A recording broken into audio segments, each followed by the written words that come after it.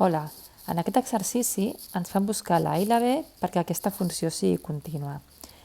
Fixeu-vos que les tres funcions que tenim, això és una funció polinòmica de grau 2, això és una funció polinòmica de grau 1 i això és una funció polinòmica de grau 2. Les tres funcions són polinòmiques i per tant contínues. L'únic problema el tenim justament quan canviem de funció, en el 2 i en el 5.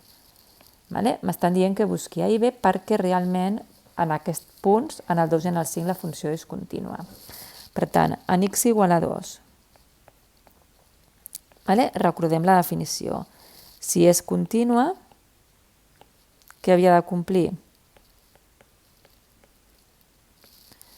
Doncs el límit quan la x tendeix a 2 per la dreta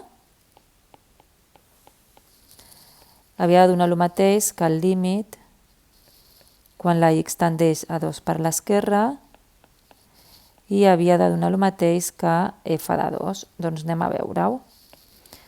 Fixeu-vos, el límit quan x tendeix a 2 per la dreta, si estic a la dreta del 2, estic al 2,1. Per tant, estem en aquest segon interval i per tant seria el límit de la funció que justament tenim al centre, que seria 3x més a.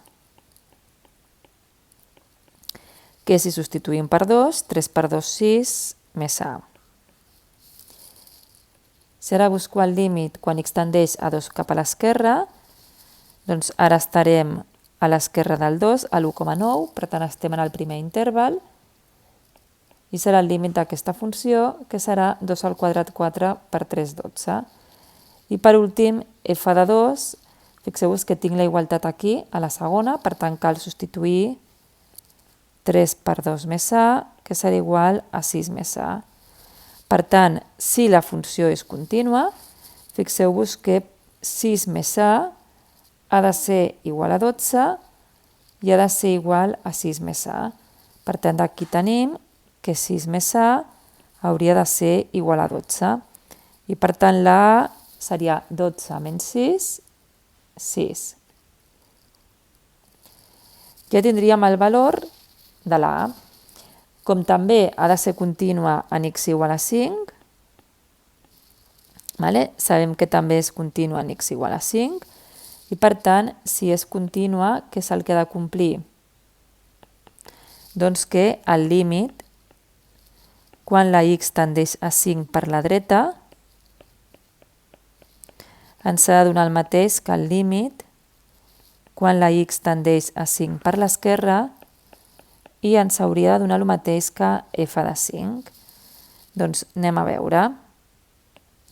Fixeu-vos, si jo faig el límit quan x tendeix a 5 per la dreta, a la dreta del 5 estaríem al 5,1, per tant estem en l'interval de baix, i tindrem el límit quan x tendeix a 5 per la dreta de la funció menys x al quadrat més 13x més b, que si substituïm per 5, vigileu els negatius, perquè la x val 5 i per tant aquí primer hem de fer la potència 5 al quadrat i després el negatiu, més 13 per 5 més b. 13 per 5 és 80, 5 al quadrat 25, per tant 80 menys 25, tindríem 55 més b. Si ara fem el límit quan x tendeix a l'esquerra del 5, estem en el segon interval, i per tant serà el límit quan x tendeix a l'esquerra del 5 de 3x més a, que serà 3 per 5, 15, més a. I per una altra banda, f de 5, com tenim la igualtat, fixeu-vos aquí, a la tercera, doncs cal substituir el 5 per la funció. I fixeu-vos, igual que abans, menys 25 més 80 més b, que això ens donaria 55 més b. I com ha de ser contínua, doncs jo tinc que 55 més b ha de donar el mateix que 15 més a i ha de donar el mateix que 55 més b. I per tant tenim que 55 més b ha de ser igual a 15 més a. Sabem que la A és 6. Vale? Per tant, substituïm i tenim que 55 més B ens ha de donar el mateix que 15 més 6. És a dir, la B seria 21 menys 55. I per tant, la B seria menys 34. I per tant, perquè la funció sigui contínua, la A ha de ser 6 i la B ha de ser menys 34.